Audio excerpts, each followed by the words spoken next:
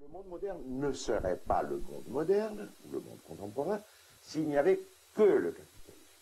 Parce que le capitalisme comme tel n'aurait pas produit, par exemple, ce qui est l'autre grande caractéristique du monde moderne, qui est, disons, la dimension libérale. Je récuse le terme démocratique parce que je pense que les régimes sous lesquels nous vivons ne sont pas véritablement démocratiques, on s'expliquera si vous voulez par la suite là-dessus, mais il y a la dimension libérale.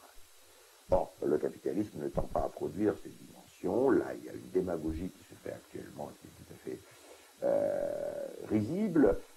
Le véritable esprit du capitalisme, c'est l'esprit de l'usine capitaliste. Dans l'usine capitaliste, on vous dit ce que vous avez à faire et vous le faites et puis c'est terminé.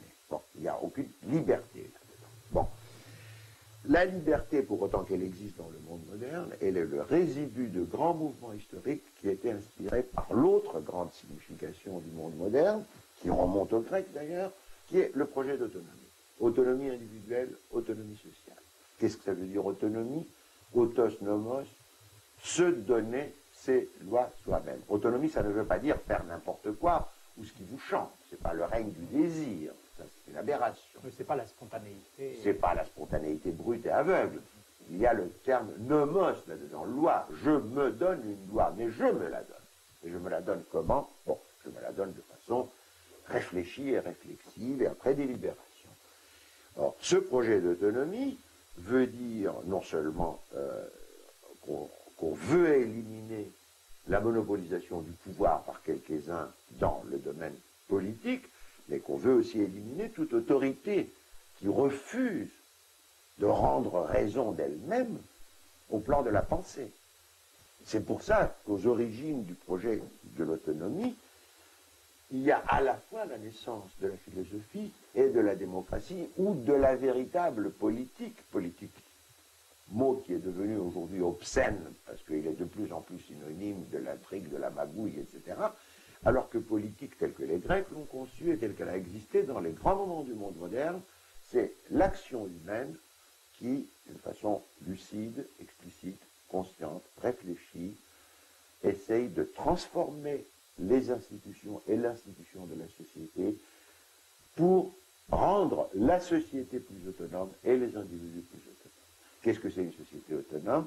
C'est une société qui est capable d'abord de savoir que ses lois sont sa propre création et non pas des ordres divins, qui est une situation d'hétéronomie, ou qu'elles sont la conséquence de lois naturelles ou des lois naturelles du marché, comme on dit absurdement aujourd'hui, et qu'elle peut donc, puisque c'est elle qui les a créées, ces lois, qu'elle peut les modifier si elle pense que cela est nécessaire ou utile, n'est-ce pas?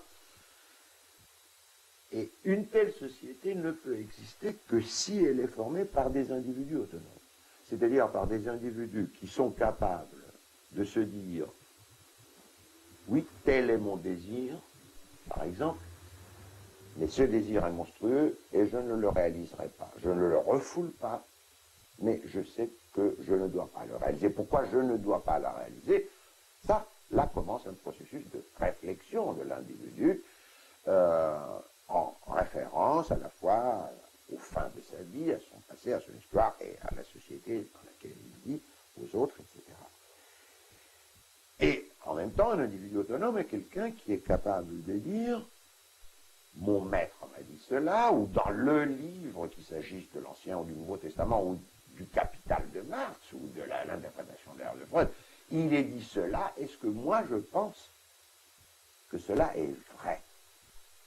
Un individu autonome est quelqu'un qui est capable de penser librement, n'est-ce pas? Or, ce projet d'autonomie,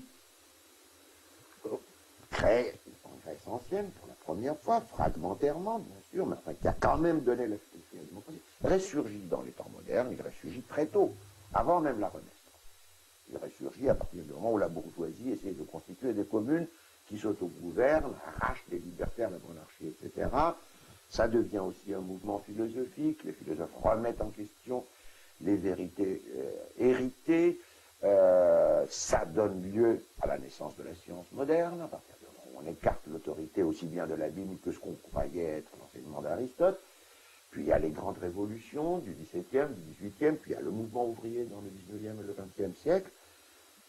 Et là, il faut dire, il y a aussi une tangente monstrueuse que prend ce mouvement d'autonomie, à partir d'un certain moment, je ne vais pas m'étendre là-dessus, j'ai longuement écrit sur la question, à partir de Marx, du marxisme, puis du marxisme-léninisme, du communisme, où ce projet d'autonomie se transforme, se renverse absolument sans contraire, à une tyrannie totalitaire, mais il y a aussi quand même les grands mouvements grâce auxquels, la Révolution française ou le mouvement ouvrier, la société contemporaine est ce qu'elle est, et non pas une espèce d'immense fabrique capitaliste dans laquelle tout le monde fait ce qu'il doit faire d'après le plan de production, ce qui serait le véritable esprit de